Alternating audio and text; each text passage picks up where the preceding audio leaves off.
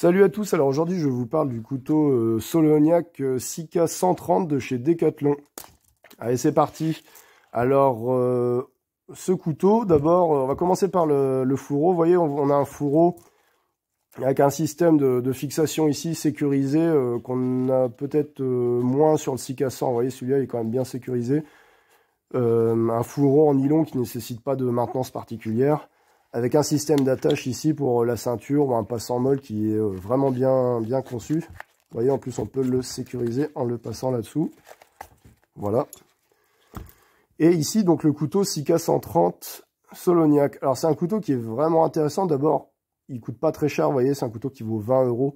Ensuite, vous voyez un peu l'épaisseur de la lame. C'est un couteau qui est d'une extrême rusticité. Vous voyez, on a une lame qui doit faire normalement 4 mm d'épaisseur. Vous voyez, un couteau qui est vraiment très solide. Voilà. Au niveau de sa forme, c'est sûr qu'il a un dessin assez agréable en main. Alors, première chose, vous voyez, il a un revêtement ici effet un peu titane. Bon, c'est pas absolument indispensable. C'est vrai que ça aurait pu être couleur tranchant, enfin couleur de l'acier directement, peu importe. C'est un couteau qui est fabriqué dans un alliage 5CR15 qui est une norme d'acier inoxydable asiatique. Donc d'abord c'est un couteau qui est en acier inoxydable et ensuite c'est un couteau qui est fabriqué dans un acier qui est assez mou.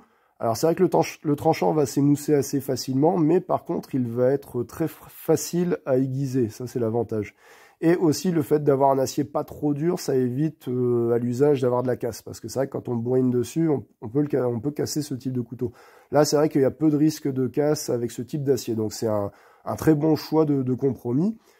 C'est un couteau qui a un système vous voyez, comment dire, de garde qui est vissé de chaque côté. Ça veut dire qu'on va pouvoir la dévisser, éventuellement personnaliser son couteau avec, par exemple, en taillant un bois de serre, etc. Donc on peut se faire un modèle assez sympa.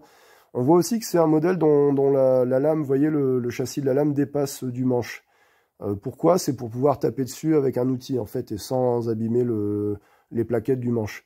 Donc ça, c'est plutôt très bien pensé. Et enfin, on retrouve exactement la même chose au niveau du bout du manche, où on voit que le métal dépasse. Alors ça, c'est très pratique pour casser des fruits à coque, des noix, des choses comme ça.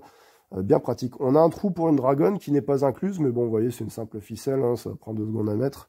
Voilà, donc un couteau qui a une très bonne prise en main, et y compris une prise en main rapprochée ici pour les travaux de bushcraft, de précision. Vous voyez, donc celui-là, il est neuf. Alors, je ne vais pas vous dire que j'ai 10 ans de recul dessus, mais c'est vrai qu'aujourd'hui, c'est un peu devenu un classique d'ores et déjà en matière de bushcraft, de sortie bushcraft, etc.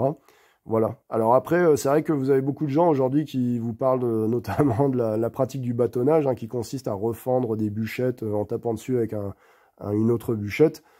Pratique qui n'est pas absolument indispensable pour démarrer un feu, avec tout simplement du petit bois en belle quantité ou en taillant la bûchette dans ce qu'on appelle un hérisson.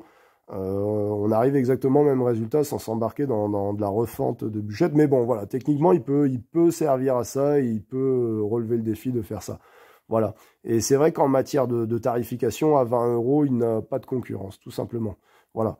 Alors, comment on arrive à un tel niveau? Effectivement, bon, bah, voilà, c'est un couteau qui est fabriqué en Asie, mais effectivement, un très beau résultat qui tient tout à fait la dragée haute aux concurrents. Voilà, donc si vous cherchez un couteau bushcraft vite fait, bien fait, pas cher, facile à trouver, efficace, qui sert à tout, y compris à la chasse, puisqu'il est vendu au rayon chasse, hein. Moi, je l'ai acheté en tant que couteau de chasse plutôt. Voilà, le Sika 130 à Decathlon. Voilà, la suite, ça se passe dans les commentaires. Je vous dis à très bientôt. Ciao!